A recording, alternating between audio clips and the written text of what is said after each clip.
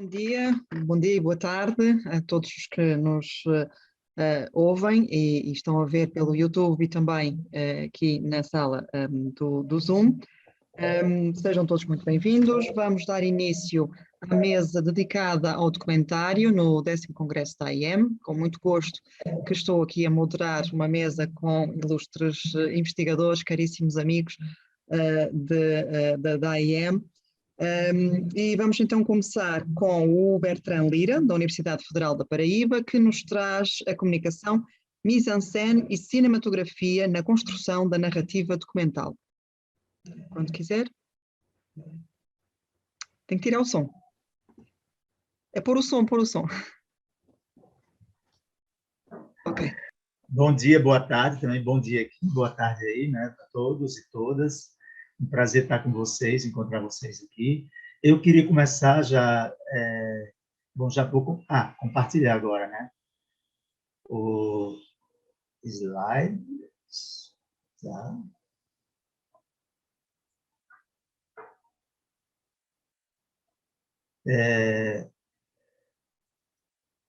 Eu vou trabalhar, né, a partir de um filme que eu dirigi, um documentário que eu uso muito a encenação.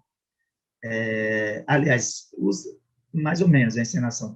Tem muita mais cena real que foi construída para o documentário, que foi provocada para o documentário, mas que são cenas documentais, são factuais. Então, o título da minha apresentação é Mise-en-scène e cinematografia na construção da narrativa documental, né? A partir desse filme que se chama O Seu Amor de Volta, Mesmo que Ele Não Queira.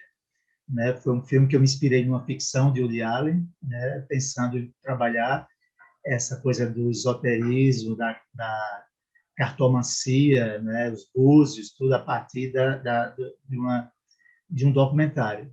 Né? Eu, no início, achei que ia ser muito difícil, e foi no início, realmente, conseguir esses personagens, pais de santo, cartomantes, para poder mostrar sua cara no documentário, mas terminei conseguindo. Né? Então, eu posso partilhar agora o vídeo, né? Eu achei que coloquei no YouTube. Onde é que está o vídeo? Ai, meu Deus, me perdi aqui. Eu acho que eu saí do Zoom. Então, o que é que tem para Laura? Minha filha, esse homem vai te trazer tanta dor, tanta destruição. Eu vejo rastro de sangue no teu futuro. Tu quer esse homem assim mesmo, Laura?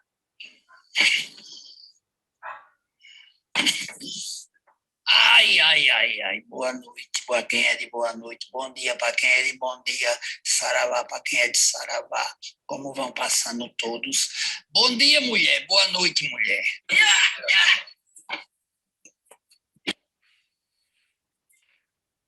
A minha história ela é muito triste. Você que ela vem.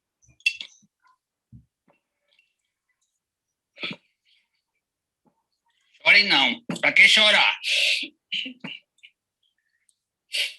Não precisa chorar. Sua lágrima vai se transformar em alegria. Eu já sofri tanto. Seu Tranca-Rua, ele nasceu na rua, se criou na rua e na rua ele morreu.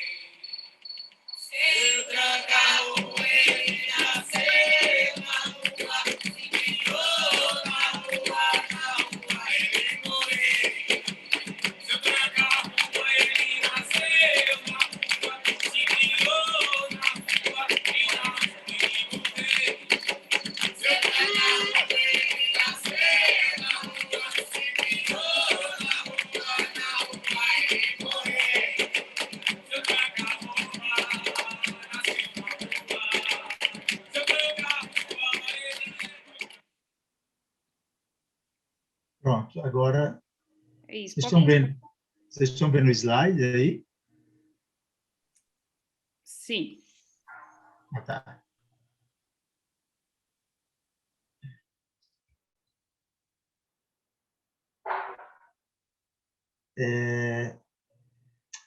Então, a discussão, né, a minha comunicação, ela está em cima dessa coisa entre a factualidade, né, e na realidade, das técnicas cinematográficas da ficção utilizadas no documentário, né?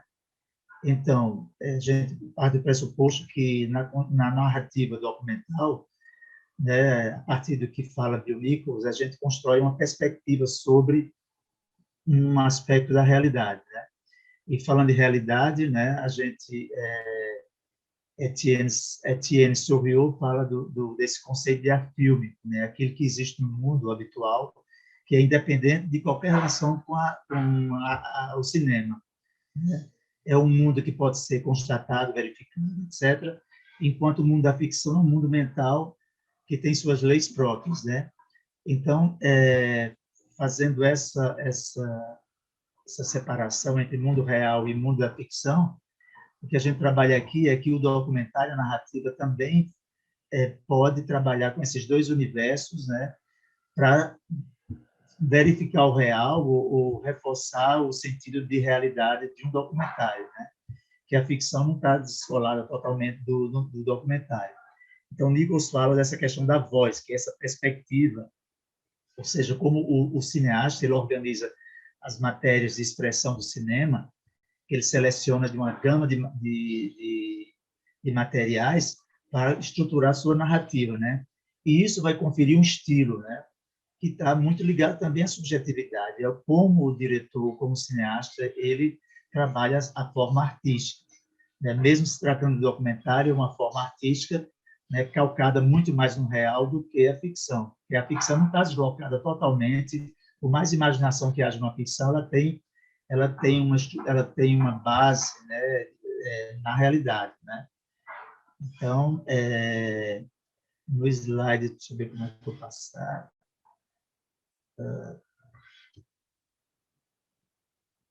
Nichols fala disso, né? Essa questão, quando o cineasta organiza seu material, sua matéria de expressão, as suas matérias de expressão, os documentários, eles procuram nos persuadir ou convencer pela força de seu argumento ou ponto de vista, mas também pelo atrativo que a gente associa à questão da estética, né?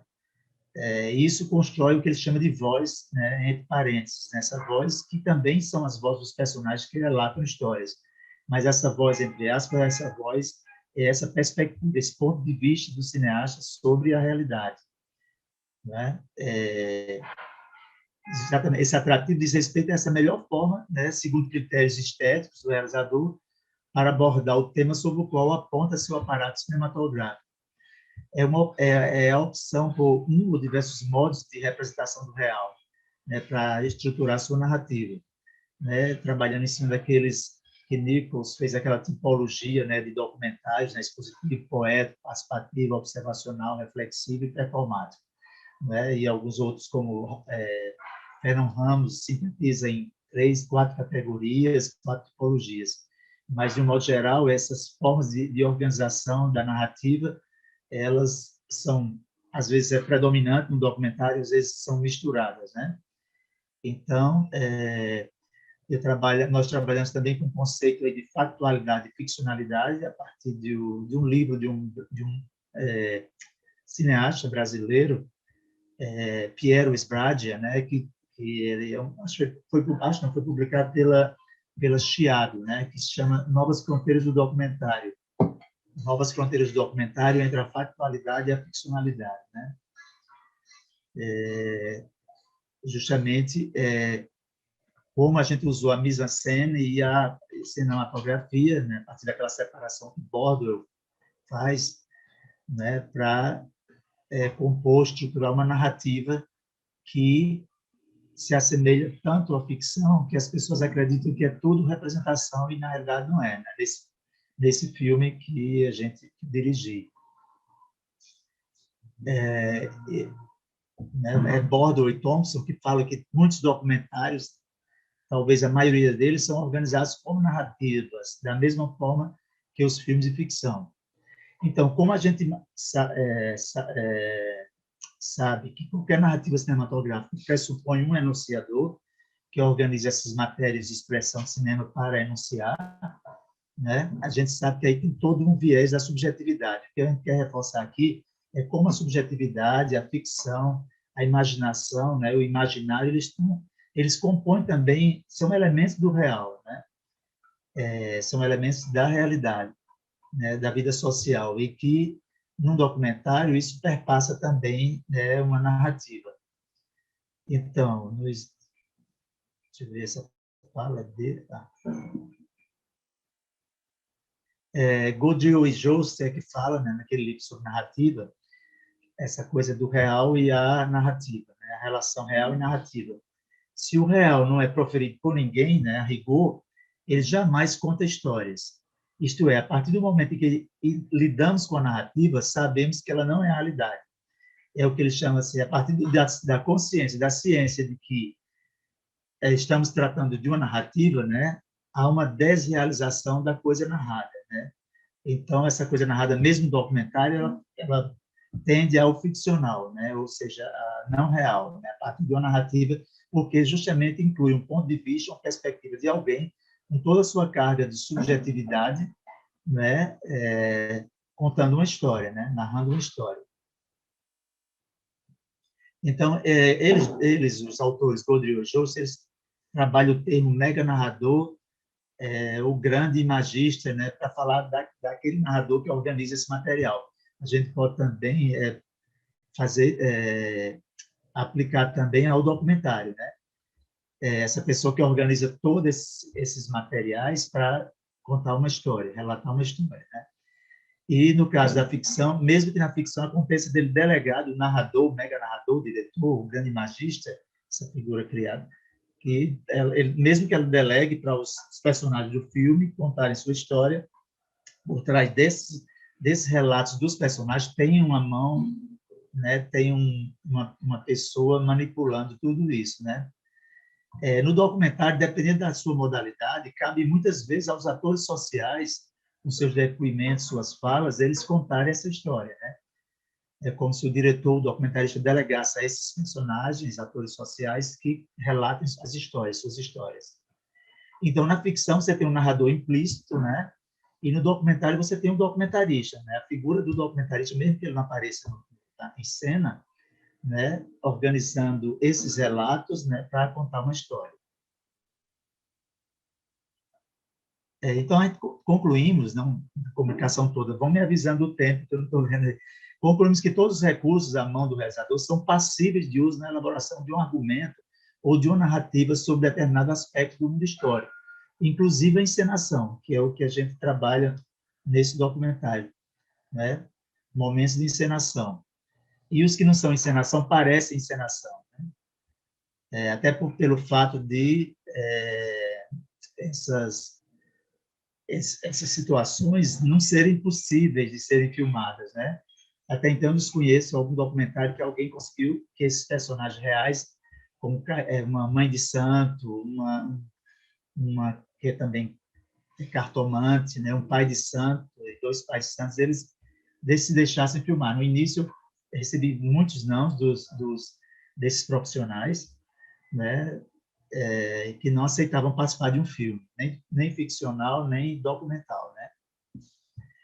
Então, tomamos emprestado nesse percurso, os termos factualidade e ficcionalidade, né, de Piero Sbragia, né, no seu livro Novas Fronteiras do Documentário, para analisar o nosso documentário, né?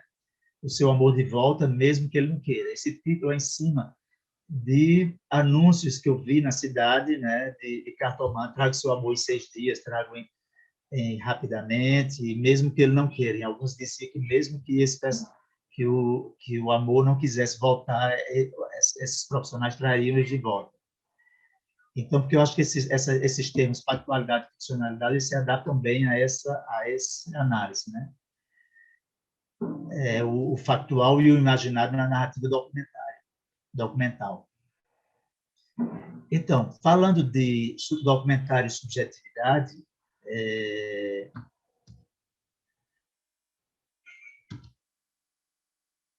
o documentarista canadense, né, Pierre Perrault, ele diz que é preciso admitir que o olhar já é informado, modelado pelos conhecimentos já adquiridos, né, E sem eles, sem esses conhecimentos, o olhar não vê. Eu achei super interessante essa citação dele, porque é aquilo o que a gente diz da subjetividade, né?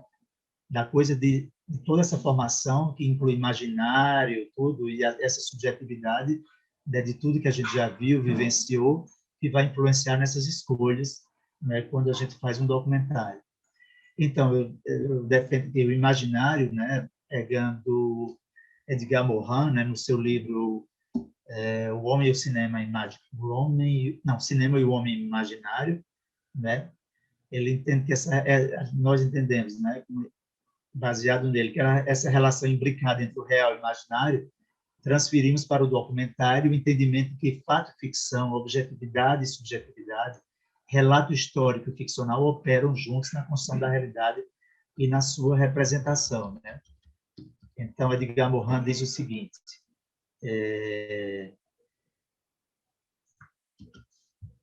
o imaginário confunde numa mesma osmose o real e o irreal, o fato e a necessidade, não só para atribuir à realidade os encantos do imaginário, mas também para conferir ao imaginário as virtudes da realidade, né? Eu achei super interessante esse jogo, encantos do imaginário, né, que são atribuídos à realidade, e conferir ao imaginário as virtudes da realidade, né? Eu acho que cabe muito bem nessa narrativa aqui que nós fizemos, né? É um documentário de longa-metragem.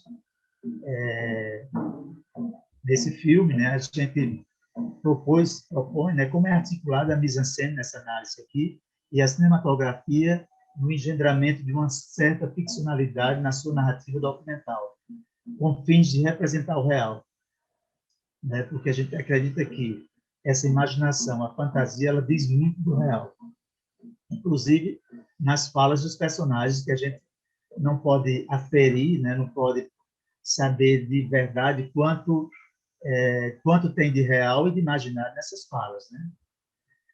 Esse documentário tem como tema o amor e suas desventuras, né, representado por 4 personagens, que são personagens reais, com seus, claro, tem mais personagens, eu falo dos personagens que relatam suas histórias, né, de amor, mas tem também os pais de santo e a mãe de santo. Então, tem esses personagens com seus percalços tortuosos na busca da realização amorosa. O amor é o fio condutor dos relatos que organizam a narrativa. Seus relatos são entrecortados por consultas a cartomantes e pais de santo que vão prever o futuro deles, aconselhá-los no que diz respeito à sua vida afetiva. Então, isso foi uma provocação do diretor minha, né, de levar esses personagens, eu propus esses personagens irem contar suas histórias, não contar, mas eu vi que eles vão contar para mim, na realidade, e a gente criou todo um clima de um consultório sentimental, como se eu fosse a pessoa, o consultor sentimental, mas eu levo esses personagens para... Tem 1 minuto, Bertrand, vai me desculpar, está bem? 1 minuto, 1 minuto. Legal. Tá, então, eu trabalho nesse documentário em modo participativo, porque eu entrevisto os personagens, e também um modo observativo. Então, as cenas onde tem cartomantes e pai de santos, elas são trabalhadas de forma a não intervir na cena. Nós não podíamos intervir na cena. Mas aí eu usei a cinematografia de um recurso do plano e contraplano, né, essa convenção, para mostrar isso, para dar mais um tom ficcional. Mas, na realidade, a gente filmou toda a sessão com eles, sem interrupção, para depois pedir aos personagens para fazer um contraplano. Na sessão, a gente não podia interromper a sessão. Então, preparei muita coisa, mas tudo bem, porque eu dividi os filmes em segmentos para analisar e tal, mas e já estou com o artigo pronto aí para colocar em alguma revista. E, concluindo, eu uso aqui uma frase de Orson Welles, do personagem Orson Welles, em Verdades e Mentiras. Ele diz: a arte é uma mentira que não faz compreender a verdade. Então, resume mais ou menos isso. A gente teve que criar algumas situações, algumas encenações, para poder falar da realidade. É isso, obrigado. Obrigadíssimo, Bertrand, por partilhar connosco a sua criação também artística, que lhe permite também pensar e discutir o documentário. Passamos agora para fazemos depois no final de todas as comunicações, fazíamos um pequeno debate, está bem? Passamos agora para o Luís Adriano Daminello, da Universidade do Minho, em Braga, que nos traz uma comunicação intitulada Polifonia e Dialogismos no Documentário. Quando quiser, Luís Adriano. Tudo bem? Então, novamente, bom dia a todos, para quem chegou agora, talvez. Peço até desculpas, porque assim, eu vou apresentar uma proposta de trabalho aqui, que, a essa altura, a ideia era que já tivesse sido filmado várias coisas, né? Mas o problema é que, por 2 anos seguidos, é uma pesquisa que tem relação com uma manifestação que acontece, uma festiva, né, que acontece numa comunidade aqui no Brasil e que há 2 anos já é cancelada por questões do Covid, né? Então, eu vou aqui falar um pouco da proposta toda que existia e que, assim que for possível, pretende ser realizada. Eu vou compartilhar aqui o slide.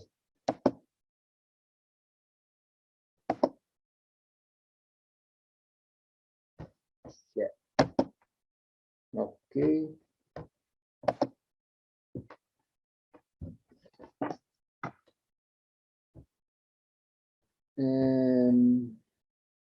Então, meu trabalho, que é uma pesquisa de doutorado, né? A ideia, o nome dele, pelo menos provisoriamente, por enquanto, provavelmente vai ser definitivo, é Viagem, Bagagem e Imagem. E o que eu vou falar agora é sobre a parte do que eu pretendo fazer em termos de polifonia como registro audiovisual.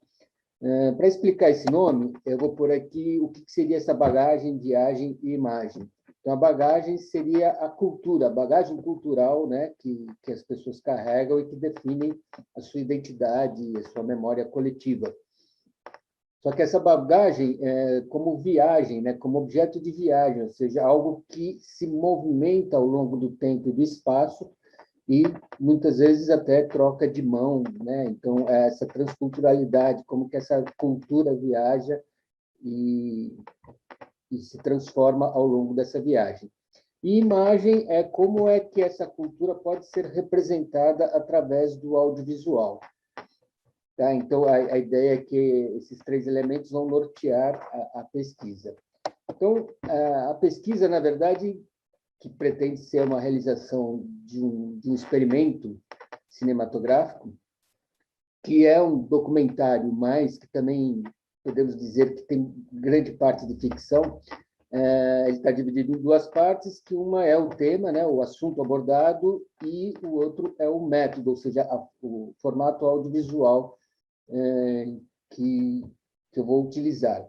Eu vou falar rapidamente da primeira parte sobre o que é o tema, porque o que me interessa mais é a segunda parte, justamente a forma de abordagem audiovisual. Então, na primeira parte, qual que é o assunto, né? Qual que é o tema do documentário? Em 1514, foi fundado uma fortificação... Desculpa, Luís, pode colocar em full screen o seu... Pois é, eu não sei por que carga... agora foi. Ótimo, agora está melhor. Ok, obrigado. Eu estava clicando e não ia, mas agora foi.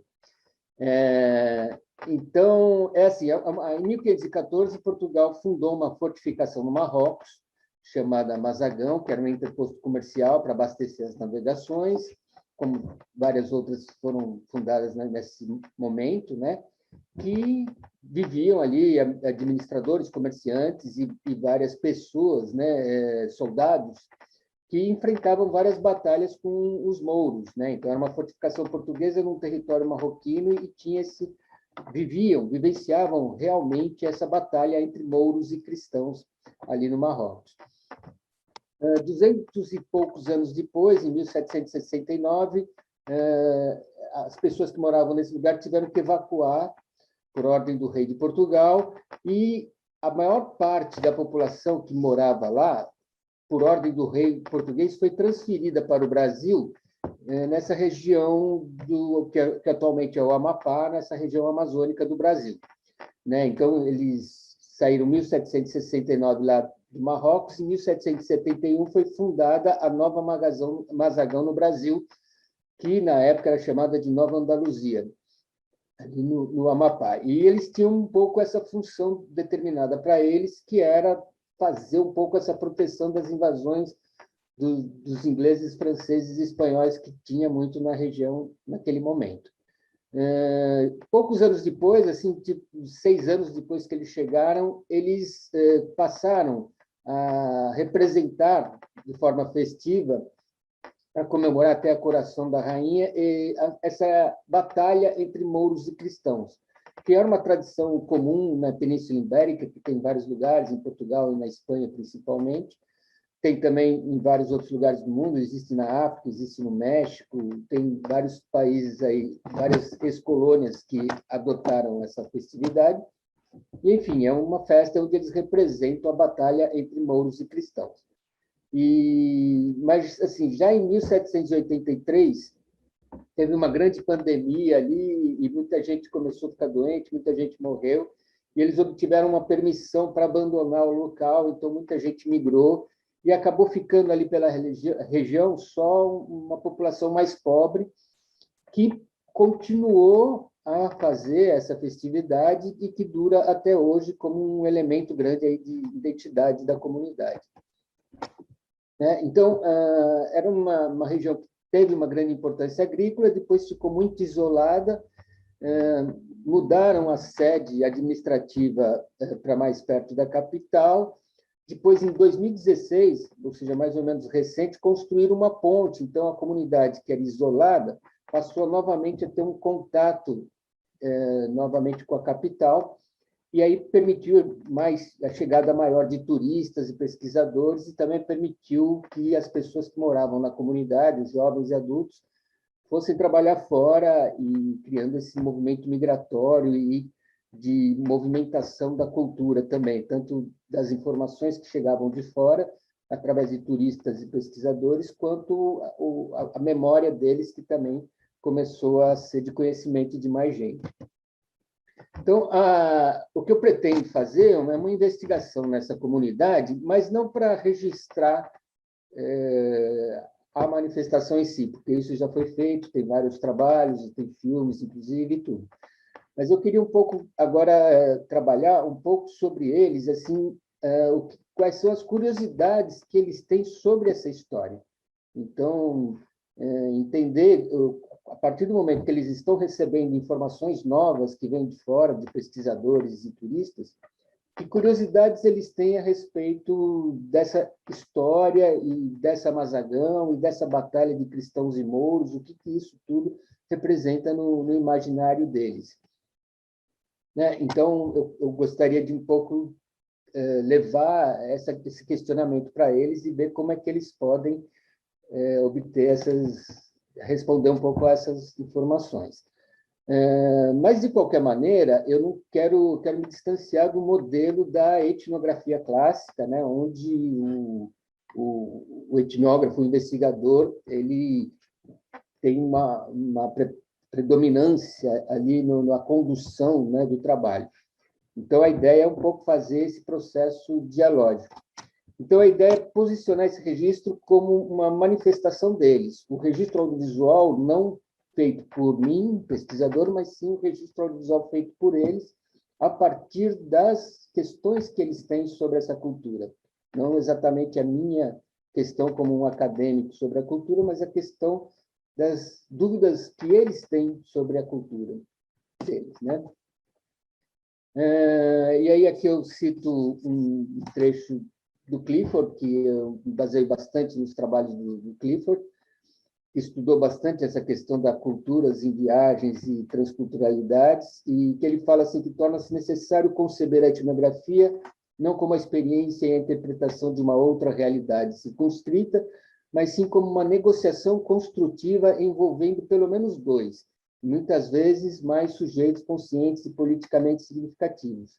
Paradigmas de experiência e interpretação estão dando lugar a paradigmas discursivos do diálogo e da polifonia.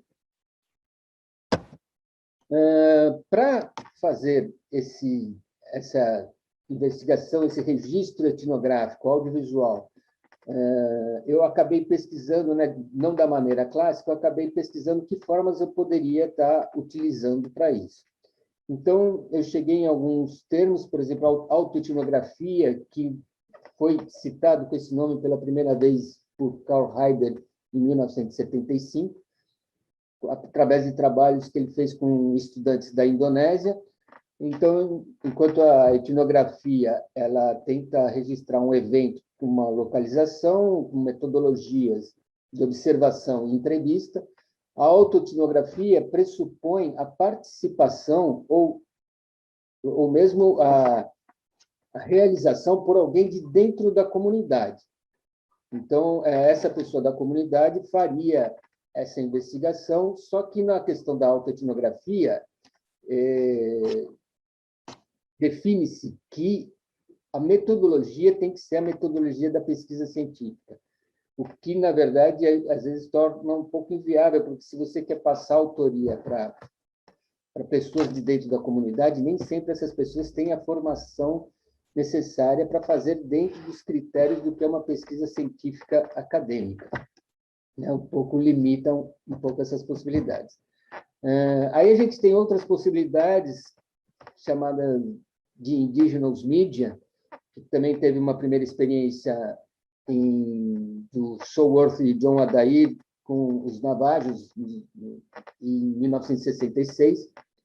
E, na verdade, eles fizeram esse trabalho acreditando que o cinema era uma linguagem e que, se os povos tradicionais que tinham a sua própria linguagem fossem utilizar o cinema, eles iam acabar incutindo na linguagem audiovisual características da sua própria linguagem, do seu próprio povo. A experiência não foi muito bem completa, muito bem sucedida, mas deu início um pouco a essa perspectiva de você transferir o equipamento e a realização para os povos, né, autóctones. E um pouco que eu acho que sobra dessas experiências é como, no mundo atual, onde todo mundo já tem contato com o audiovisual, seja assistindo ou mesmo seja realizando com seus celulares, como é que você desconstrói os modelos hegemônicos, né, dos meios de comunicação, como é que você faz eles se expressarem pelo formato audiovisual sem reproduzirem exatamente o modelo hegemônico do grande sistema broadcast, né? A gente tem experiências bem interessantes naquele projeto Vídeo nas Aldeias. Enfim, no fundo, eu acho que com tudo isso, assim, o que ficou mais próximo do que eu pretendo fazer está dentro do que é a etnografia compartilhada do Jean Rouch, que é super conhecido, todo mundo conhece, né? Que ele divide a autoria, né, do projeto junto com as pessoas. Então, ele está ali, ele faz o trabalho, mas com uma participação, né, e uma autoria compartilhada junto com as pessoas.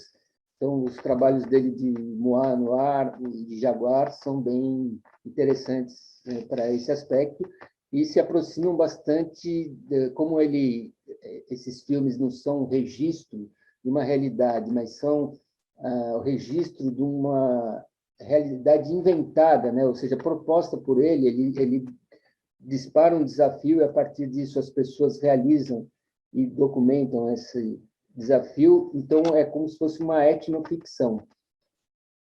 E ele diz o seguinte, é esse permanente cine-diálogo que me parece uma das perspectivas interessantes do atual progresso etnográfico. O conhecimento não é mais um segredo roubado a ser consumido, é um momento posterior nos tempos ocidentais do conhecimento. É resultado de uma busca sem fim, onde etnógrafos e etnografados encontram em um caminho que alguns de nós já chamamos de antropologia compartilhada. E, dentro dessa minha pesquisa também, eu encontrei, estou tentando puxar um pouco os conceitos do Bakhtin, de dialogismo e polifonia, para dentro do audiovisual, né?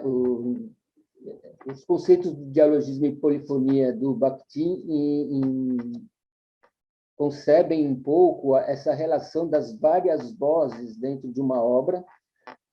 Essas obras vêm de vários contextos sociais diferentes, mas todas elas têm a mesma importância na narração. Então, você tem uma obra que tem várias vozes falando e uma não se sobrepõe à outra. Então, não é uma multiplicidade de caracteres e destinos em um mundo objetivo e uno, à luz da consciência una do autor, se desenvolve nos seus romances. É precisamente a multiplicidade de consciências equipolentes, consciências e vozes que participam do diálogo com outras vozes em condição de absoluta igualdade. Não se objetificar, isto é, não perdem o seu ser enquanto vozes e consciências autônomas e seus mundos que aqui se combinam numa unidade de acontecimento, mantendo a sua imiscibilidade. Bom, a minha proposta, então, a partir disso, era dividir minha pesquisa em duas partes. Essa primeira parte já era para estar realizada, infelizmente não deu para ir, que era levar justamente o equipamento para a comunidade, para que a comunidade começasse a registrar a sua memória, né? Tanto a memória do cotidiano dos moradores, como o ritual, o preparativo para as festas, e também propor a eles que filmassem essa batalha que eles encenam anualmente, mas que eles fizessem isso em formato de filme. Mas, então, a ideia era propor para eles essa realização para que eles registrassem toda a documentação na própria comunidade.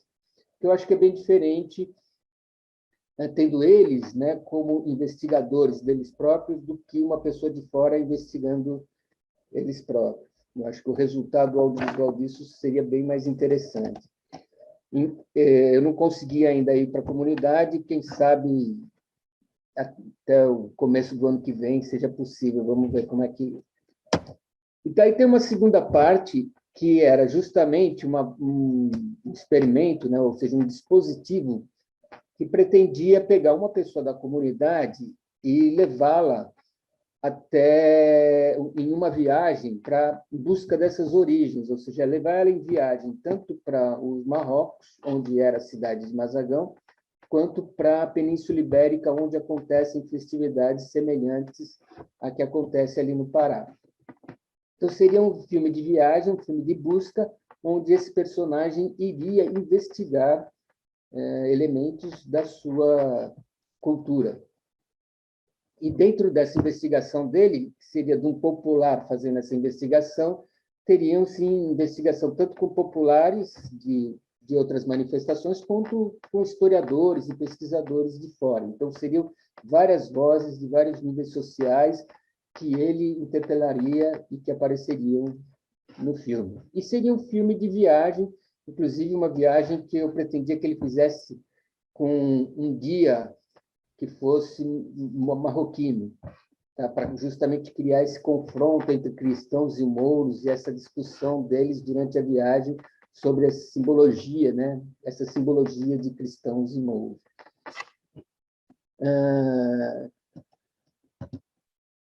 Aí existe, baseado nessa pandemia, eu queria mostrar para vocês aqui só um trechinho, não sei se eu ainda tenho 5 minutos.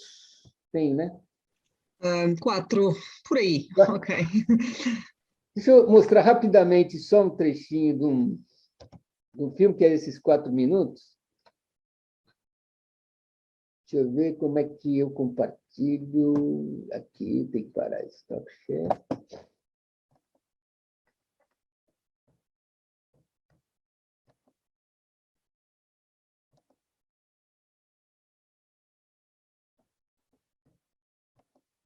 Esse aqui é um trechinho que eu vou mostrar de um filme boliviano, que é muito interessante justamente porque é isso, ele é um personagem que iria investigar a cultura dos guaranis e, no fim, ele entende que não é isso que ele tem que fazer, mas ele faz uma viagem justamente com um guia guarani, onde eles discutem durante a viagem, né? E esse filme essas histórias todas aconteceram realmente e isso transformou-se num roteiro que depois eles filmaram em forma encenada. Vou mostrar só um trechinho aqui para a gente Se rodar, se não rodar, eu não vou...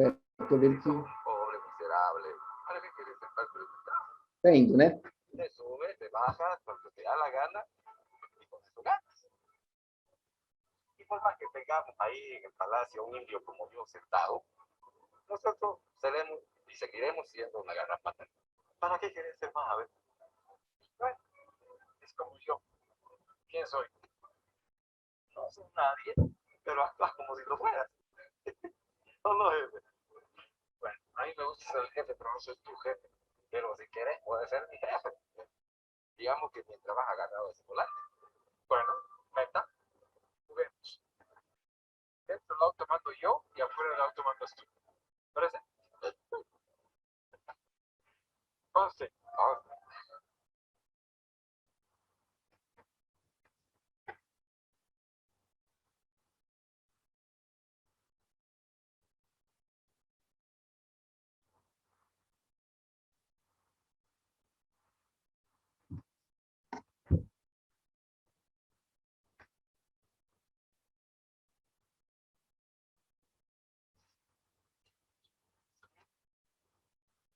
Este chiquillo no le hago eso. Me parece muy bien que no copies el maldito. ¿Sabes que yo veo a esos pobres caray que se lo quieren dar de indios? Con su ponchito, su barquita y el bolo de coca en la boca. No nos interesan esos chicos.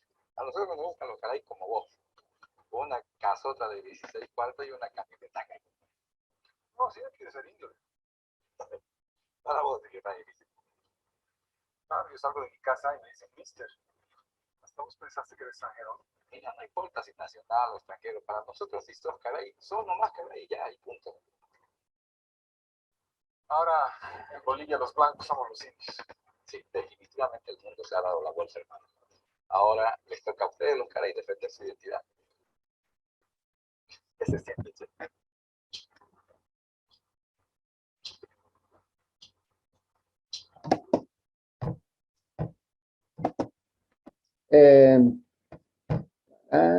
Stop share.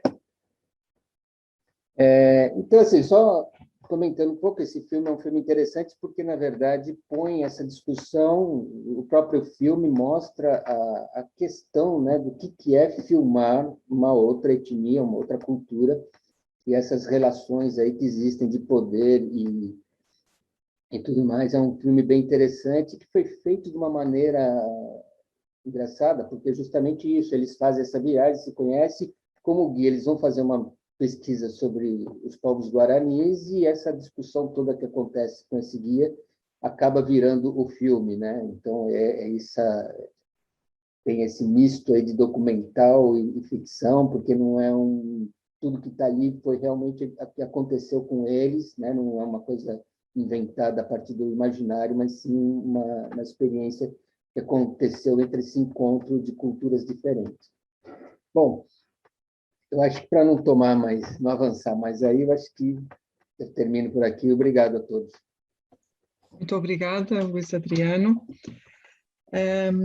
Vamos então agora passar à próxima comunicação da Luísa Neves Soares, do Centro de Investigação 620 da Universidade de Coimbra, da Faculdade de Letras, e a sua comunicação é intitulada Cinema Documental, filmando o outro lado da trincheira.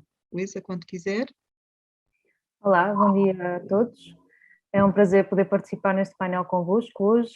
A comunicação que aqui trago intitula-se Cinema Documental, filmando o outro lado da trincheira, e apresenta uma proposta de reflexão que relaciona o campo de quem filma com quem é filmado.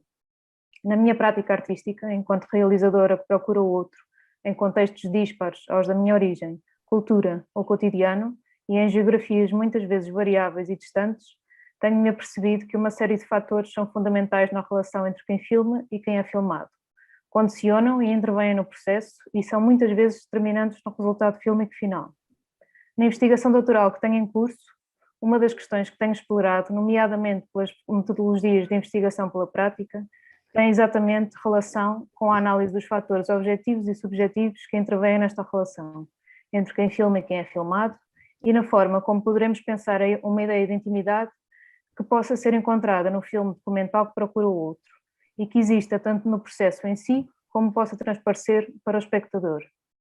E dentro desta questão, aquilo que é bastante importante, no meu entender, é a questão de analisar os fatores que intervêm no acesso, o acesso ao outro, o outro que o realizador procura, que quer e a partir do qual cria, sendo que eu trabalho particularmente em filmes em que a autoria é assumida e é marcada.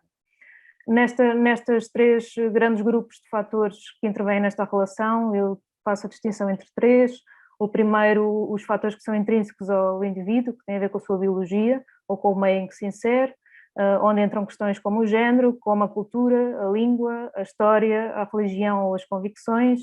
O segundo grupo seria o grupo de fatores que são exteriores ao indivíduo, que são então os fatores que são determinados pela situação, pelo espaço ou pelo tempo, onde intervêm questões como a temática, o tipo de tema a ser explorado e as suas especificidades que muitas vezes possibilitam ou dificultam o acesso, as questões de logística, o aparato técnico, as condições financeiras, as condições de segurança e a questão do tempo, o tempo passado com o outro. No meio disto existe um terceiro grupo, quanto a mim, que é no fundo uma mediação entre estes dois grandes grupos, e em que entram três ideias fundamentais, uma que é a questão do encontro, esse encontro entre o eu e o outro, entre o eu realizador e o outro, o sujeito que eu pretendo conhecer, filmar e dar a ver. As mediações, os elementos, os indivíduos que servem como mediadores neste encontro, há pessoas que fazem um papel de mediação e essa mediação, se por um lado é profícua, por outro lado pode ter problemas na questão da comunicação, e a terceira mediação seria a mediação através da ética, que está em braços dados com a questão do cinema documental, porque a partir do momento em que filmamos o outro entram relações de poder, o poder da fala, o poder da representação e o poder de dar a ver o outro. Eu vou partilhar aqui o meu ecrã com vocês.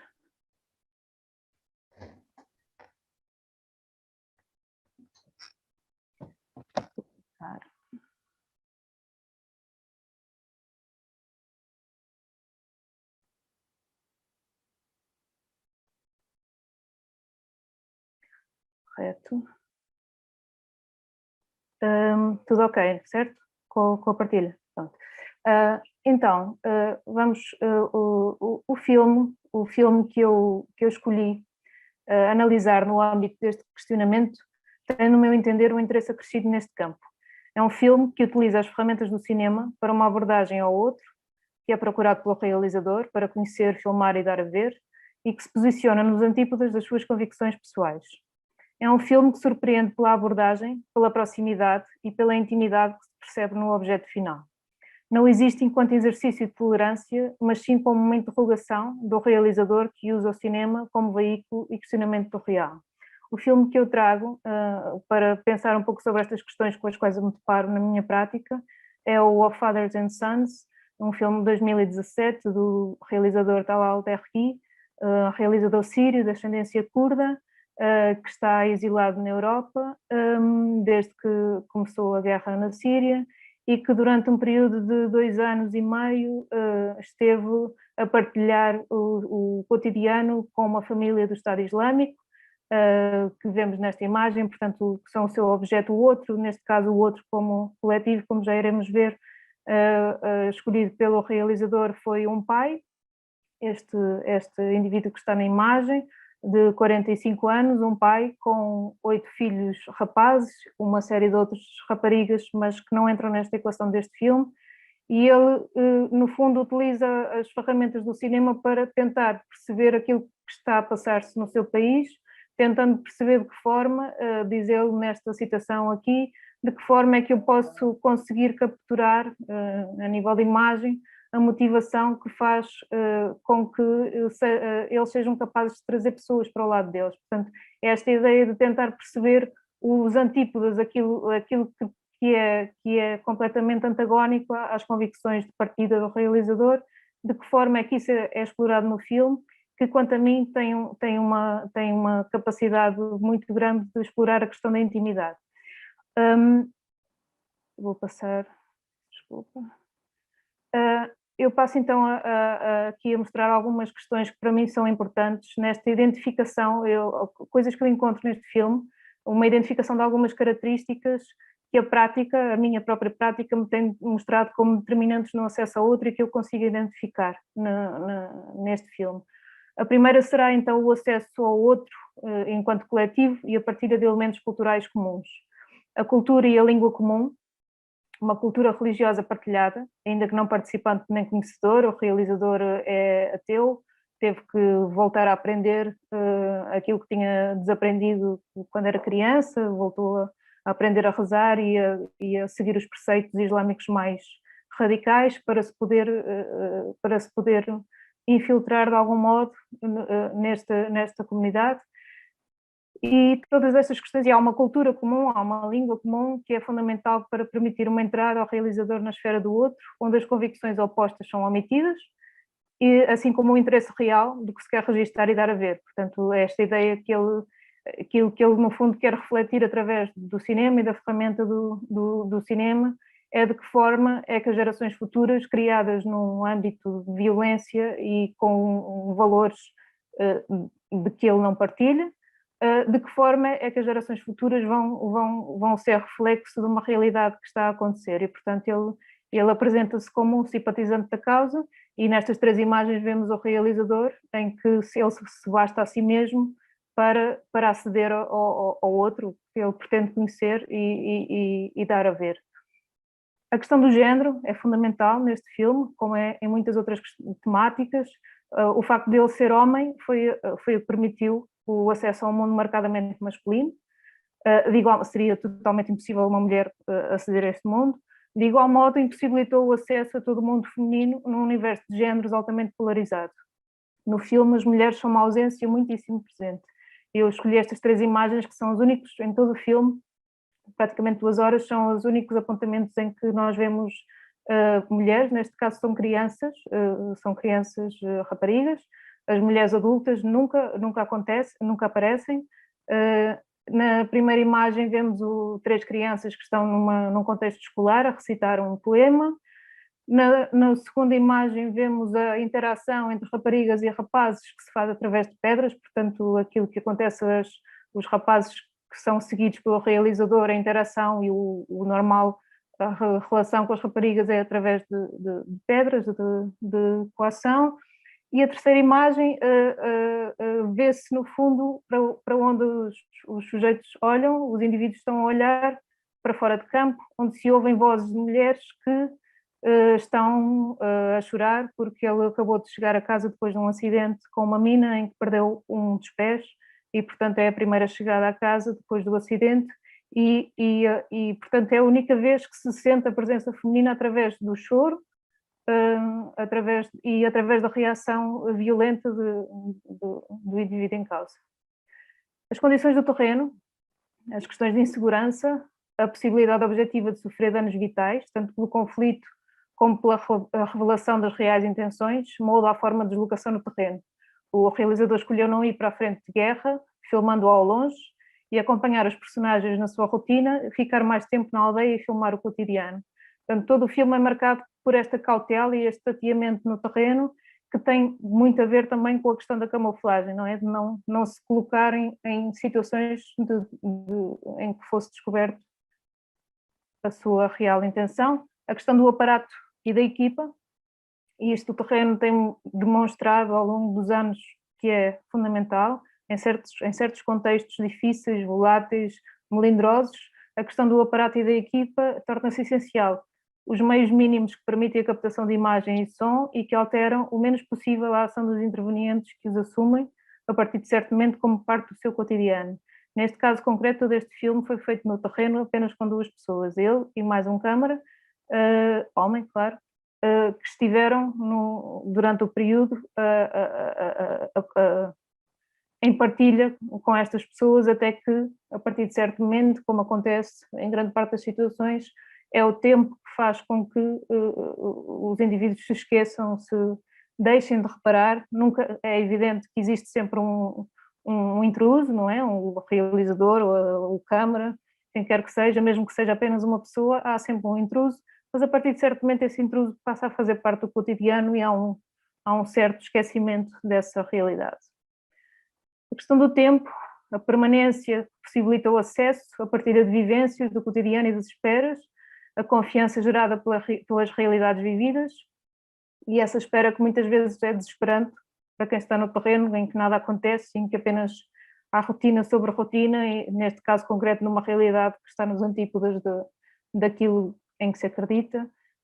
Neste caso foram 330 dias de filmagens não contínuos, em períodos, em blocos, mas isso sente-se no filme, portanto, esse chegar ao outro sente-se no processo e o espectador sente isso ao longo de todo o filme.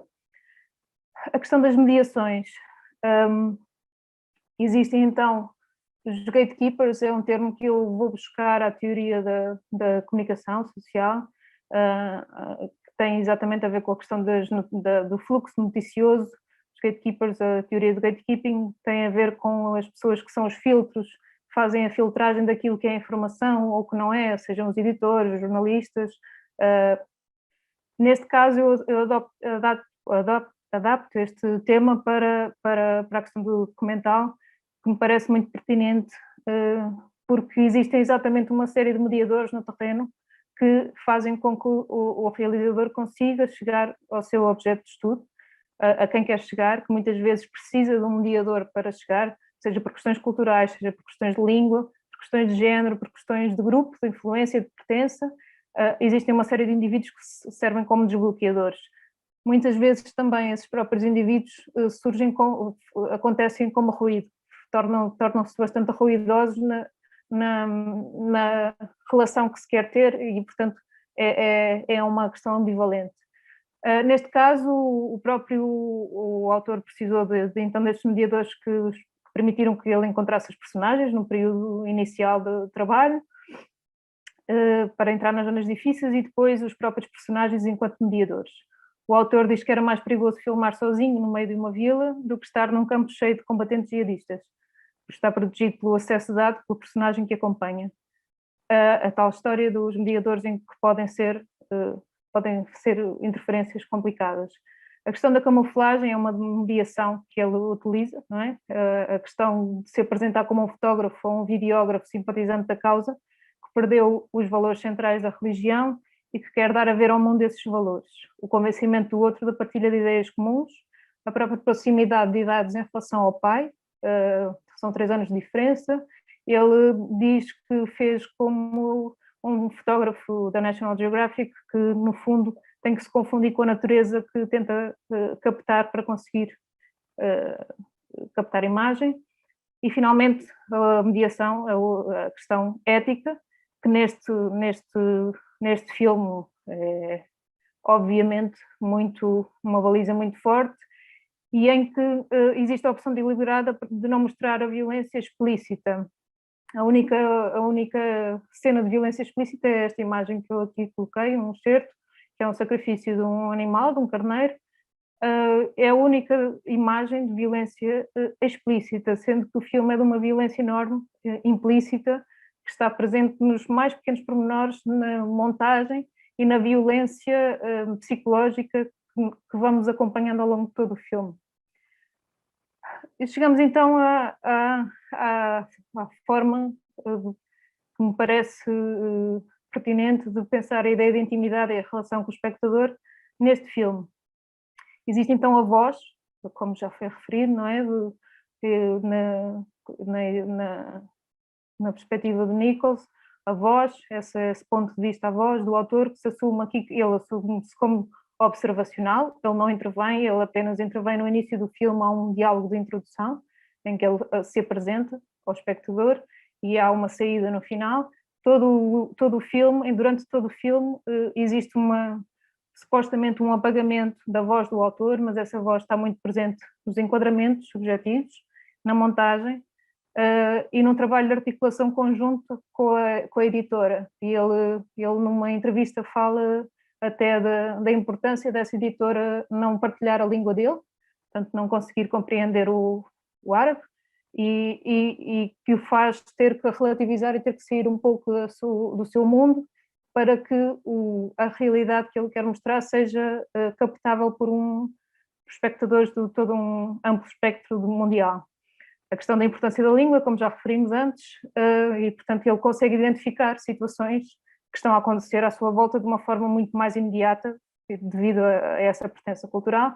Estas duas imagens que eu aqui coloquei são apenas dois exemplos. Na primeira, existe na cena, quase no início, há um pássaro que entra na casa e que é apanhado pelas crianças e que, na tentativa de decidir o que é que se faz ao pássaro, acaba por ser decapitado pelas crianças, por sua autorrecriação, como espelho daquilo que estão habituadas a ouvir que os pais fazem, não é? Na outra imagem existe o pai que está a embalar rolos de explosivos sobre o olhar atento de dois dos filhos, e o caixote, a embalagem dos explosivos, é um caixote do World Food Programme, do Programa Alimentar Mundial da ONU. Portanto, são pequenas subtilezas que querem dizer bastante. A questão de empatia criada com as personagens a paralelo com uma cultura de violência. Portanto, temos aqui esta dualidade complicada de, por um lado, vermos a humanidade de um homem com os seus filhos. Ele diz que teve que encontrar um good bad guy, portanto, uma pessoa que não fosse execrável a todos os níveis, que tivesse um outro lado em que se percebesse a sua humanidade, para tentar perceber estas ambivalências todas e estes cinzentos todos. E, portanto, temos, ao mesmo tempo que temos o homem carinhoso, temos igualmente o homem que fala com os condenados que vão ser executados dentro de minutos, ou o pai que, enquanto está a falar do seu amor pelos filhos, está a fazer mira a um transeunte que vai passar de moto. E chegamos às três últimas ideias que me parecem pertinentes nesta análise, que será então a ideia de intimidade ao longo do processo do filme, que é sentida pelo espectador, que assente na partilha, tanto de espaços como de vivências e do cotidiano. A forma como o cinema ajuda a pensar o outro, a ver as zonas cinzentas, o antagonismo assumido e o outro lado da trincheira daquilo em que se acredita. E a linguagem cinematográfica enquanto ferramenta de criação e posição no mundo que olha para o outro lado daquilo que se crê por válido, para, através da diferença, poder realizar uma reflexão mais profunda sobre valores e certezas assumidas, levantando questões e dúvidas por oposição às certezas, podendo reforçá-las ou não. E deixo-vos apenas com uma imagem, quanto a mim é a sequência mais violenta de todo o filme, é uma sequência muito difícil de ver, de todas as vezes que se vê é muito difícil de ver, e em que no fundo nós conseguimos ver o realizador, ou seja, é uma sequência em que é o seguimento da execução, no fundo, de uma série de combatentes que são capturados pelos operacionais do Estado Islâmico, com quem o realizador está, e portanto ele está a filmar, estando obviamente perante eles como um operacional do Estado Islâmico também, e há uma procura em direto, há uma identificação com o outro que não pode ser assumida, como é óbvio, e há uma procura do outro através da imagem, e que é muito pungente, e que há esta procura no olhar do outro, numa espécie de um autorretrato do próprio realizador, através dos combatentes que são executados. Já estourei o meu tempo, terminei. Muito obrigada, Luísa, mesmo no tempo certo, tudo controlado.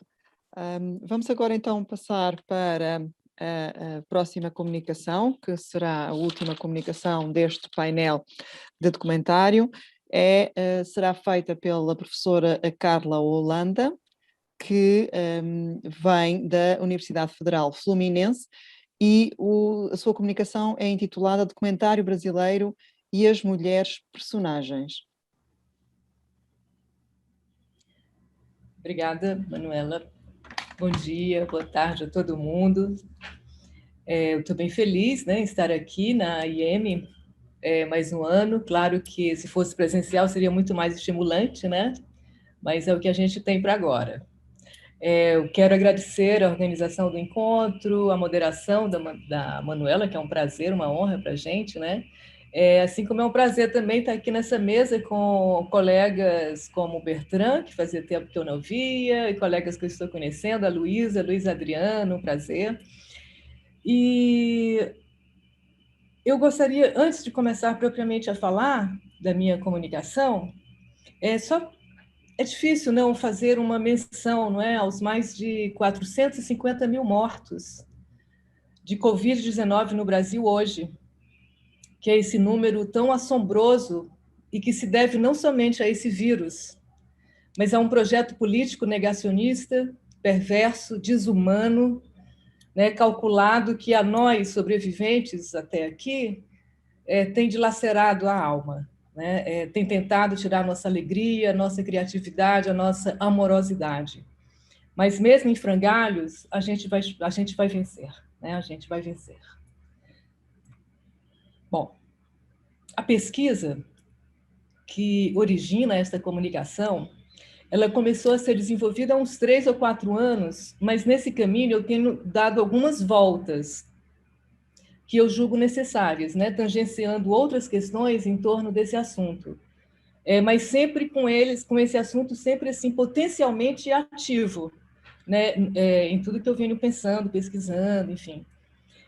Desde 2013, 2014, eu venho me dedicando a pesquisar mulheres no cinema por uma urgência que é inadiável, né? Afinal, havia poucas pesquisas em torno das mulheres no cinema, embora, claro, a gente já soubesse que muitas delas participaram de momentos muito importantes na história do cinema, mas não entraram na história oficial, os livros não as mencionavam, e era muito gritante esse disparate. Claro também que existiam pesquisas anteriores, mas ainda em número muito reduzido. E esse disparate, evidentemente, que se constata não só no Brasil, né, mas a gente pode dizer hoje com muita segurança que isso se repete em todo o mundo. E isso leva a um paradoxo difícil de ser evitado, que é enfrentar a ideia de gêneros feminino e masculino, como se fossem da ordem natural, o que definitivamente eu não acredito, né? Mas para abordar o disparate da ausência na história daquilo que a gente chama mulheres, é preciso deixar de lado essa discussão, por enquanto, né, sobre o risco da gente não sair do lugar. Evidentemente, o que a gente espera é que, em algum tempo, não seja mais necessário se referir a 2 gêneros para abarcar todas as manifestações possíveis de se ser no mundo. Mas isso pode demorar, e o que não é aceitável é estarmos no século XXI e acharmos natural a invisibilização histórica das mulheres. Eu considero o marco zero do documentário moderno brasileiro feito por mulheres no Brasil, é claro, o filme A Entrevista, que foi realizado em 1966 pela Helena Solberg, que eu tenho falado dele em outras ocasiões. Esse filme somente em 2014, o filme foi realizado em 1966, mas somente em 2014 tomamos conhecimento, por conta da publicação do livro da Mariana Tavares sobre a obra da cineasta e da retrospectiva da sua obra no Festival É Tudo Verdade daquele ano. Essa retrospectiva totalmente motivada pela publicação do livro.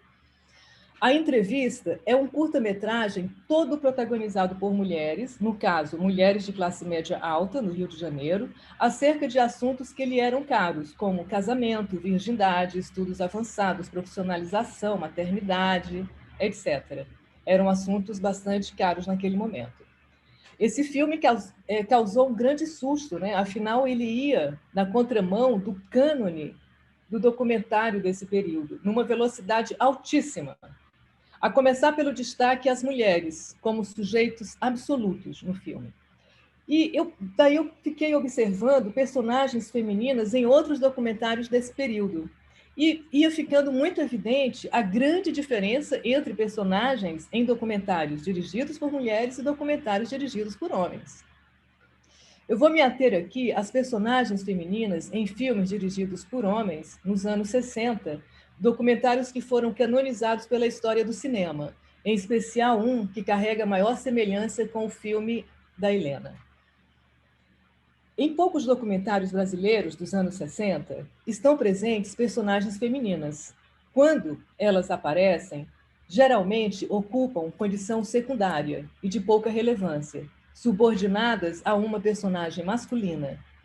Nessa, que é a década da afirmação do cinema novo e o documentário dito moderno no Brasil, as mulheres dirigem ou co-dirigem 11 documentários, sendo 8 deles sozinhas, né? Os outros 3 em co-direção. De um universo de 236 filmes documentários catalogados no banco de dados do documentário brasileiro, né, que eu organizei há alguns anos, documentariobrasileiro.com.br. Essa baixa participação das mulheres na direção certamente é um motivo para essa menor exploração da personagem feminina. Jean-Claude Bernardet já identificava que nos documentários que correspondem à década de 1960, com exceção de A Opinião Pública, a figura feminina é simplesmente obliterada, como diz ele, e exemplifica, abre aspas, Lavrador, Liberdade de Imprensa não fazem referência a mulheres. Todos os entrevistados são homens. Migrantes apresenta 2 mulheres, mas elas têm um papel subordinado a Sebastião e não aparecem no plano mais importante. Todas as entrevistas dominantes de maioria absoluta são com homens. Viramundo se detém numa mãe de santo, mas ela recebe pai Damião, e quando fala por si, exalta as virtudes do santo. Todas as vozes off são masculinas. Fecha aspas. As personagens femininas são poucas, mas existem. Poderíamos falar de Maioria Absoluta, do Leon Risma, de 1964, e Memória do Cangaço, do Paulo Gil Soares, também de 64, mas vamos ficar somente com A Opinião Pública, do Arnaldo Jabor, de 1967. Dos filmes canônicos do período, é provável que A Opinião Pública seja o que as personagens femininas têm maior destaque. Aliás, costuma-se dizer que esse filme, A Opinião Pública, é o primeiro documentário brasileiro a abordar a classe média. Mas sabemos hoje, e na verdade já se sabia na época, que a entrevista da Helena Solberg abordou a classe média antes desse filme. Mas isso não era falado, isso nunca era exaltado. Sempre A Opinião Pública é considerado o primeiro filme que tratou a classe média no Brasil e tal. Em A Opinião Pública, os rapazes, os personagens, né, rapazes nas ruas, em bares ou na praia, opinam sobre a situação do país, sobre o mercado de trabalho, economia, estudos, moralismo, serviço militar, saída com meninas, diversão, muitas vezes com humor e em tom de algazarra. As mulheres, sempre em ambiente doméstico, num deles um quarto recheado de bonecas, falam de amor, paixão, relação com namorados, intrigas, fofocas e disputa por um homem, fincando padrões de comportamento que seriam próprios do universo feminino. No meio das moças que expressam suas opiniões sobre amor e paixão, uma mulher madura se destaca pela segurança com que fala, demonstrando domínio do assunto. Dentre seus rasos conselhos sentimentais, diz para jovens com quem conversa, abre aspas, eu conheço moças que namoram rapazes, deixam os rapazes beijar e não gostam deles. Isso é que é carnal. Moça que gosta fica em casa, esperando o telefonema. Fecha aspas. Para abordar a parte mais intelectualizada da classe média, o filme recorre a um rapaz e a uma moça universitários. Ele fala de assuntos amplos, como questões existenciais, crise mundial, guerra do Vietnã. Ela, quase sempre sem encarar a câmera, fala sobre a situação da mulher. Em um trecho, ela diz, abre aspas, a vida que a sociedade oferece à mulher é uma vida muito monótona e uma vida que tende a se fechar, a se isolar do mundo, em que uma mãe de família lê um jornal e ela é incapaz de vibrar com o que se passa no mundo. E essa vida, as moças da minha geração não se interessam mais por ela. Fecha aspas. Sua fala funciona como uma introdução ao assunto da insatisfação da mulher com o papel que lhe é designado, como se verá nas cenas seguintes. Numa delas, uma dona de casa serve os pratos do marido e dos 4 filhos crianças, enquanto ouvimos sua voz off com um discurso inicialmente conformado com seu papel de dona de casa e mãe, mas que logo desabafa. Abre aspas. Acho minha vida chata demais. Cuidar dos filhos, cuidar da casa, ir à praia de vez em quando, lavar e passar para o meu marido, levantar de madrugada quando ele chega das farras, botar comida para ele, isso não é vida. Estou com 25 anos. Quando chegar aos 40, nem sei o que será de mim. Acho que não boto mais nem a cara na janela. Fecha aspas.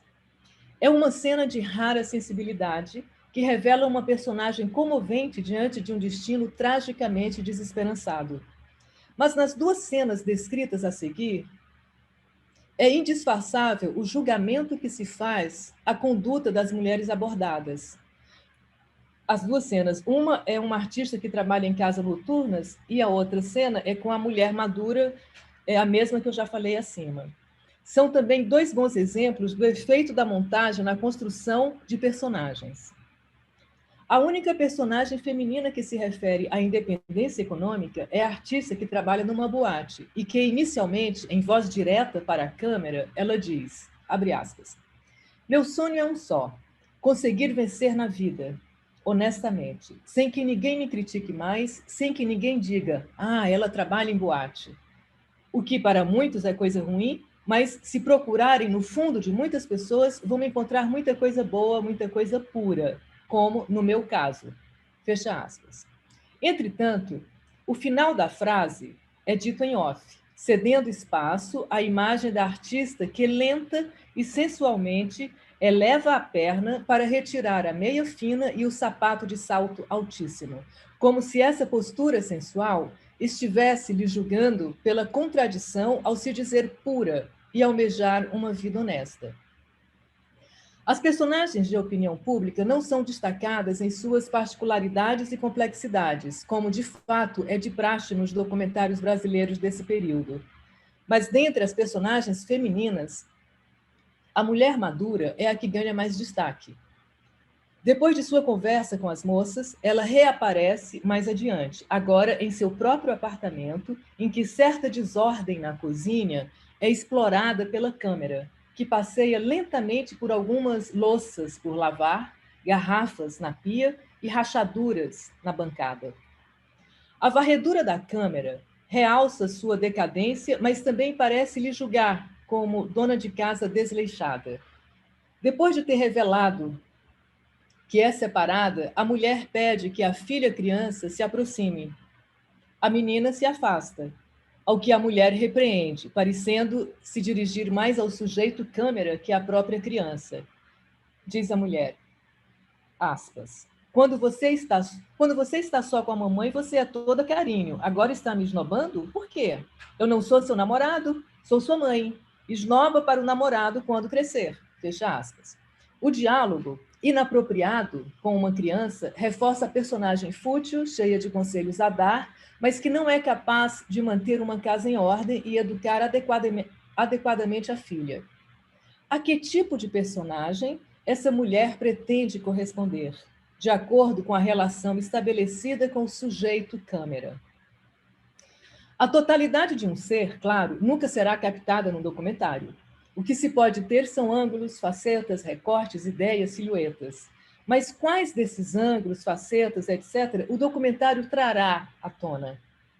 Para a elaboração de uma personagem de documentário, mesmo fragmentada, não basta ser real, não basta o ser real como modelo. Interage com suas características e personalidade o imponderável da tomada, tudo que pode influenciar o momento, como estímulos que podem potencializar determinados comportamentos, e a química com o realizador, que no documentário é muito mais determinante do que na ficção. Na elaboração da personagem de documentário, o sujeito que filma adquire importância crucial. Sua presença e seu sentido para os outros pode deflagrar, potencializar ou inibir comportamentos, gestos, falas e valores na pessoa filmada, delineando contornos da personagem que se molda a partir dessa relação. A mise-en-scène da personagem surge assim da relação com quem filma. Não é exagero afirmar que a personagem resultante de um documentário revela, mesmo que nas entrelinhas, mais de quem filma do que da pessoa filmada. É preciso voltar-se mais a esse aspecto, que parece trazer algumas chaves. Pode-se sugerir que o efeito da interação entre esses dois sujeitos, quem filma e quem é filmado, seja similar à direção de atores na ficção. Como diz Fernão Ramos, o outro corpo, aquele que sustenta a câmera e está atrás dela, irá comutar criativamente sua expressão de sujeito da câmera pela expressão do corpo personagem que encena à sua frente, encarnando uma personalidade. Personalidade que não é a da sua pessoa em si, nem existe somente para o sujeito da câmera. É a de uma personagem que surge da tomada, transfigurada pela alquimia da representação, que envolve a máquina-câmera enquanto é lançada para o espectador. A esta comutação, no cinema de ficção, chamamos direção de atores. Fecha aspas. Se assimilar a direção de atores, certamente é de maneira própria no documentário, já que o que está em jogo é a simbiose entre personalidades e não técnicas puras de direção a serviço de um roteiro pré-estabelecido, ou mesmo que seja de uma filmagem improvisada, onde o sujeito é ficcional e não decalcado do mundo real. Extraído do mundo real, mas não em forma de uma imagem qualquer, como seria de uma câmera de vigilância, por exemplo. A encenação documentária tem densidade. A diferença está no corpo denso do sujeito da câmera, como diz Fernão, existindo através de si, câmera, para o mundo e para a personagem. O sujeito filmado tem noção, em grau variável, do espectador, receptor final, e é para ele ou ela que encena. Ao olhar, como diz o Fernão, abre aspas, ao olhar para o sujeito da câmera, vê a expressão da figura que dirige suas ações, mas vê também sobreposto nele o espectador. Fecha aspas. Com a descrição dessas duas cenas, pode-se ver como a montagem é um elemento decisivo na composição da personagem de documentário. Ela tanto pode reforçar a personagem que o sujeito filmado elabora de si na tomada, quanto pode contrariá-la completamente. Bom, a ideia é analisar outros documentários desse período, né, nessa minha trajetória com essa pesquisa, e também documentários recentes. E, claro, também contrastar, né, contrapor assim, os documentários também realizados por mulheres. A minha hipótese é de que personagens ativadas, digamos assim, né, pelos documentários, seriam bastante diferentes entre um tipo de direção e outro. Bom, muito obrigada. Fico por aqui.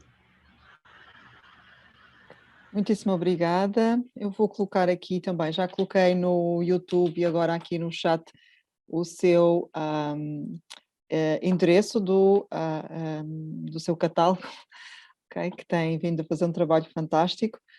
Obrigadíssima pelo cumprimento rigoroso aqui do tempo. E temos aqui um bocadinho de tempo para fazermos algumas questões, se assim o entendermos, nós aqui, ou que venham de quem estiver a assistir, mas também podemos aproveitar, se calhar, para, não sei, terminar um bocadinho uma conclusão da comunicação que, por causa do tempo, não nos permitiu, que me parece que aconteceu com o Bertrand, embora ele tenha compensado um bocadinho o tempo, Bertrand, ok? Mas, de qualquer modo, ficamos assim, sem conhecer mais a fundo o seu filme, que ia começar, se calhar, mais a apresentar, mas depois os slides já não foram apresentados, e eu gostaria de aproveitar aqui um bocadinho, se não se importam, para que nos falasse um pouco mais sobre o seu filme, como é que está efetivamente organizado. Ele falou aí em partes, mas depois não chegou a apresentar devidamente, e se calhar eu pedia-lhe para fazer isso, não se importa? O som, Bertrand, o som.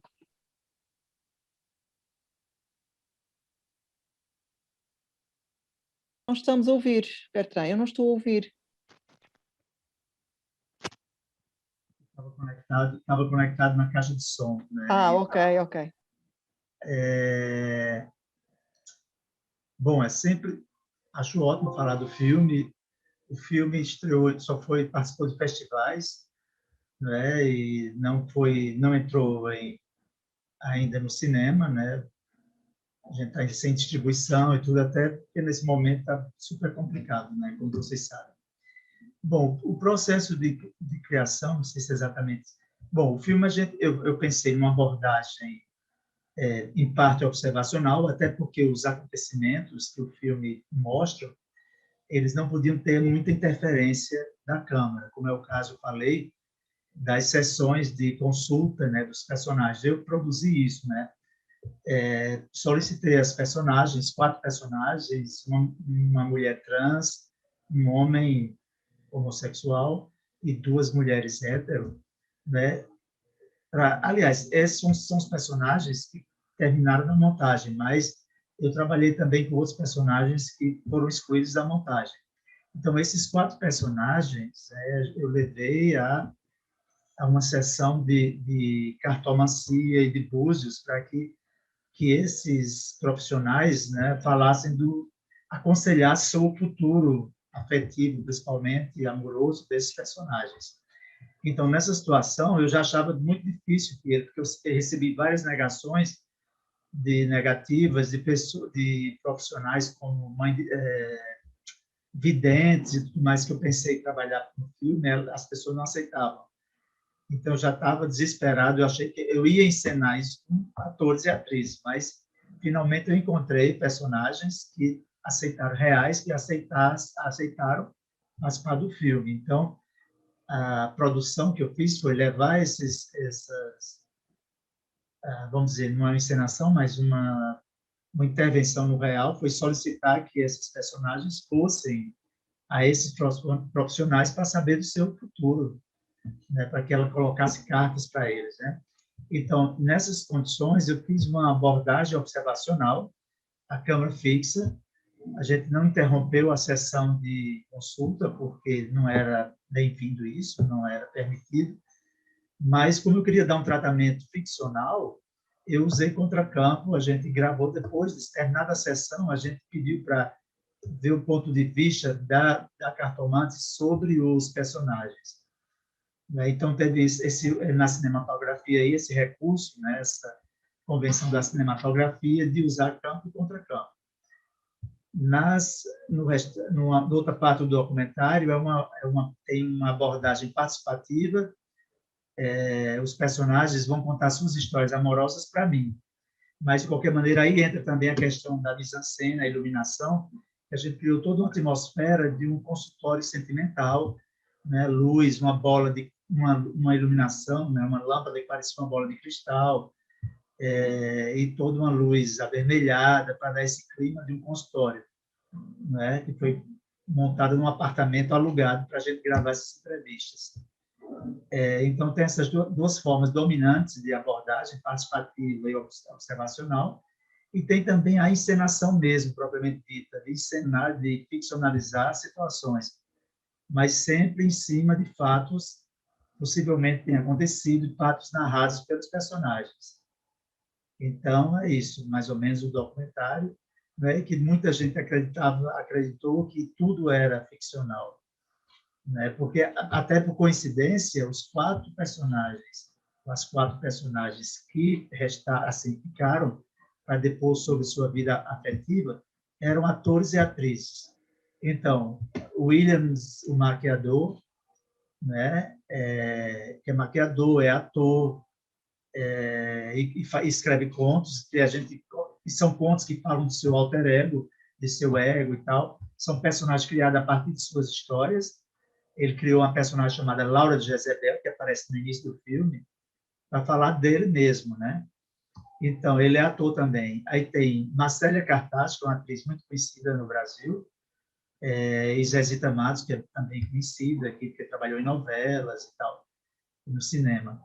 Coincidiu e Dani Barbosa, que trabalhou agora nesse filme Bacurau, inclusive ela trabalhou nesse filme antes de Bacurau, né? também a personagem, a atriz social, ela é personagem real do documentário, mas também ela interpreta o alter ego de William, né? Então há esse jogo que confunde as pessoas e que as pessoas acham que tudo é ficção, mas na realidade não é. E eu na indexação do filme, eu coloco como documentário, porque acho que o filme é documentário, né? Então é isso. Na edição eu entrevistei também, tomei depoimentos de outras personagens, algumas prostitutas, falando das histórias, das desaventuras amorosas e tal, mas no final, coincidentemente, ficaram as atrizes e o ator, William, no filme. Então, esse jogo faz com que, como alguns são conhecidos, as pessoas achavam que o restante do documentário era com personagens fictícios também. Mas o pai de santo, os dois pais de santo, pais de santo e a mãe de santo, são personagens reais e eles estavam interpretando eles mesmos, né? Até no meu texto eu falo a questão da autoencenação e tal. É isso, não sei se respondi. Ok, obrigadíssima. O Jamer queria fazer uma questão, Jamer Guterres de Melo, onde é que ele está? Ok. Olá, me ouve? É uma questão para a Luísa. Eu gostei muito da pesquisa, acho bem interessante o modo como ela foi articulada, principalmente porque, geralmente, quando a gente pensa essa ideia de filmar o inimigo, geralmente vem via um texto do Jean-Louis Comolli, você usa outras referências e articula isso de uma maneira distinta. É uma pergunta bem simples, eu fiquei curioso, eu acho muito interessante o filme que você usou, mas eu fiquei curioso se você, na sua pesquisa, tem feito um mapeamento de outros filmes e vem discutindo outras formas de filmar a partir dessa ideia de trincheira que você apresentou aqui. Obrigada pela pergunta. Sim, existe uma série de outros filmes que tenham explorado essa ideia do outro, mesmo na minha própria prática fílmica, trabalho com o outro que não pertence à cultura de onde eu venho. Estou a trabalhar em filmes com povos que estão em países muito distantes, em culturas muito distantes, e existe, não, especificamente na minha prática neste momento, não estou a trabalhar este tema da questão da trincheira, no sentido de me posicionar diretamente eu por antagonismo à convicção do outro, mas estou a analisar pela investigação, pela prática, todas estas questões que eu fui buscar, eu tentar identificar neste filme, todas as questões que são determinantes e que eu percebo que são determinantes através da minha prática nessa relação com o outro, sendo que a minha prática fílmica está num tipo de filme que se aproxima mais do filme-ensaio, portanto existe uma questão de uma voz autoral forte e que eu assumo isso e portanto existe uma assunção de uma visão e que ela é espelhada através da ferramenta fílmica enquanto criação artística, e portanto existe essa visão do outro. Sim, tenho trabalhado com outros autores, estou a trabalhar inclusivamente com entrevistas, portanto eu tenho uma série de case studies que se interpenetram não só na minha prática, como na prática de outros colegas, no fundo, em que eu vou analisando na prática, na minha e na dos outros, estas questões que me parecem fundamentais na questão de filmes que têm um autor que é marcado, que é determinado, que existe e que é assumido, e de que forma é que essa relação com a temática e com o outro que se procura dar a ver através do filme pode transparecer algum tipo de relação de intimidade. Portanto, essa questão de intimidade interessa-me bastante dentro do cinema documental, essa questão de trabalhar a intimidade ou de perceber a intimidade nesse trabalho com o outro através do filme. Não sei se respondi. Sim, obrigado. Obrigadíssimo. Já agora, pegando nessa questão, eu tinha assim uma questão geral que eu acho que percorre todas as comunicações, porque se trata de alguma maneira sempre constantemente de filmar o outro, mas de facto quando terminamos de ouvir a comunicação da Carla Holanda, nós não estamos a filmar o outro, estamos a criar o outro, ou seja, nós estamos também a dar uma imagem, não é, do outro, que pode ser efetivamente uma imagem que seja mais estereotipada, menos estereotipada, não é? Portanto, estamos a criar o outro. E a questão de filmar o outro, há sempre esta ideia dessa relação, digamos, próxima, não é? E uma relação de intimidade, como fala a Luísa, mas, por exemplo, o filme que a Luísa aqui nos trouxe, o que eu acho interessante é que é assim, essa intimidade não passa só da relação do eu com o outro, do filmar e ser filmado, e de quem é filmado, mas há também aqui uma presença que eu acho interessantíssima, que está nesse filme, digamos, para o realizador, que é o espectador, porque eu acho que ele constrói uma maior intimidade com o espectador do que propriamente com a família. Aliás, eu estou fora da intimidade entre esse outro que ali está, com as palavras, com aquilo que dizem sobre a facilidade em que falam em matar alguém. Portanto, eu não tenho intimidade nenhuma, não me é construída ali intimidade nenhuma, estou fora. Mas, portanto, há um momento, justamente aquele do fuzilamento, há um momento que é ali absolutamente brilhante, em que o realizador se afasta completamente desse outro que ele está a filmar. Ele consegue ter acesso, portanto, àquela família, porque se faz passar por quem não é, e, portanto, há um momento em que são aqueles rostos finais, portanto, ele sai do fuzilamento a mostrar-nos rostos de pessoas, não é? E, portanto, aí ele constrói a intimidade com os espectadores também, não é? Quer dizer, constrói com o espectador e já não com o outro que ele está a filmar, não é? E, portanto, não sei, isto é muito transversal tanto a todos, desta ideia de filmar o outro. Há um realizador israelita, o Avi Mograbi, e ele lembra-me de uma vez ter dito que ele não filma, porque há sempre um lado daqui do documentário, filmar construir uma intimidade, uma proximidade com o outro, e no final são todos amigos. E o Avi Mograbi dizia mesmo: eu não estou para filmar amigos, quer dizer, é para filmar mesmo o inimigo e ser inimigo, e não sou amigo de ninguém, nunca, depois do final do filme, não é? E, portanto, há assim esta ideia de aceder ao outro, mostrar o outro na sua dimensão, digamos, em como outro, em como algo distinto, ou então possibilidades de mostrar o outro naquilo que me aproxima mais, portanto, sei lá, o exemplo clássico, o Nanook, não é?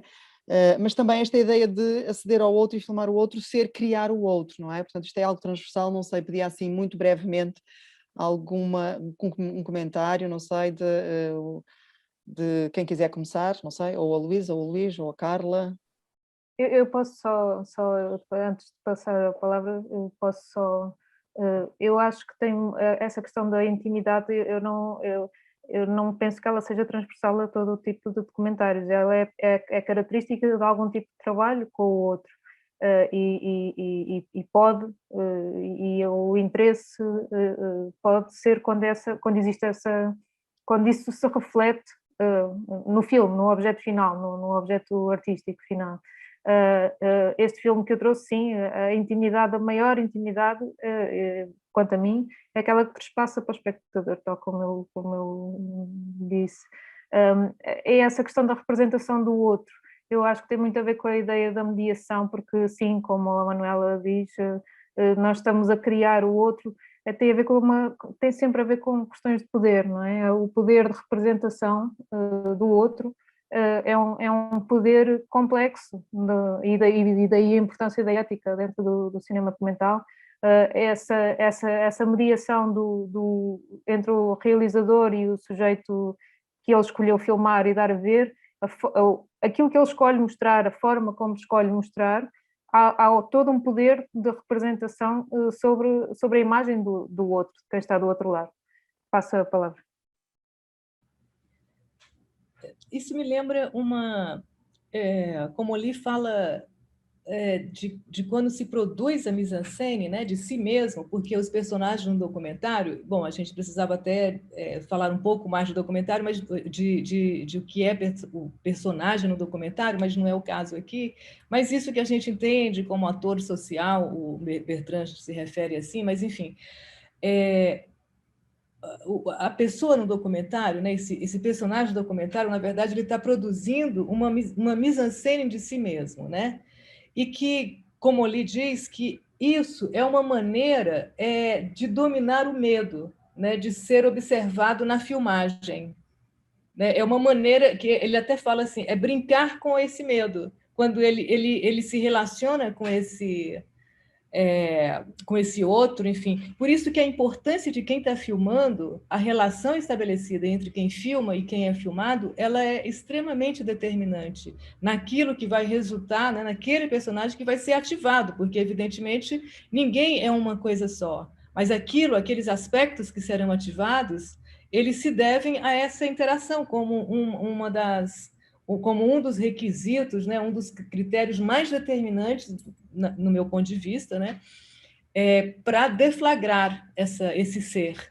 Né?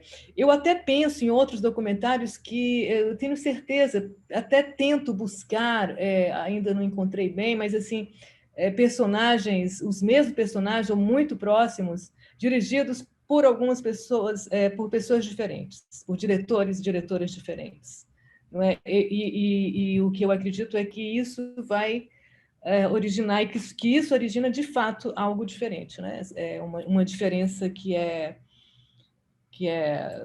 crucial mesmo. Oi. Então, eu acho que tem uma discussão muito complexa hoje em dia em relação a isso, porque eu acho que assim, sempre essa questão do documentário é realmente um encontro, né? Esse encontro pode estar muito explícito ou pode estar escondido, mas sempre há o encontro, né? E aí essa questão de estar escondido tem a relação com o espectador, porque se estiver muito escondido, né, como se deu essa relação entre quem propõe o filme e quem é filmado, o espectador não percebe muito a presença dessa pessoa que está filmando, né? E hoje em dia isso cria umas situações que é bem complexo, assim, por exemplo, que é a questão que tem se falado bastante como é que tá o lugar de fala, né? Quem é que tem autorização para falar ou exatamente filmar o outro ou criar uma narrativa? Porque por mais que a gente tente mecanismos de passar essa autoria e compartilhar essa autoria com o outro, tem ainda uma série de dificuldades tecnológicas, né, para isso, porque você pode filmar junto com o outro, mas no fundo você vai ter que levar isso para uma ilha de edição e você vai ter que fazer uma finalização, vai ter que pôr trilha sonora, vai ter que ter toda uma configuração final do filme que muitas vezes você não consegue fazer todo esse processo compartilhado, né? E eu acho isso muito importante. Então, assim, eu acho que sempre vai ter que pensar isso e assim, é sempre interessante que o produto seja não só o produto em si, mas também todo o que está por trás da sua realização, ou seja, da onde veio o cineasta que fez, quais as ideias dele e como é que ele articulou toda a sua realização. Eu acho isso importante. E sempre deixar claro que é isso mesmo, é uma realização de encontros, não de verdades, né? Não de registro da verdade, mas um registro de um encontro, sempre, né? Ok, obrigadíssimo. Tenho aqui a indicação que temos mesmo que terminar. Eu agradeço imenso a todos os investigadores e investigadoras que aqui partilharam connosco os seus pensamentos, a investigação em curso e investigações já concluídas e ainda também com possibilidade de se desdobrarem e continuarem. E, portanto, agradeço mais uma vez e faço votos dos melhores sucessos para as vossas investigações. Grande abraço. Sim. Obrigada. Um abraço.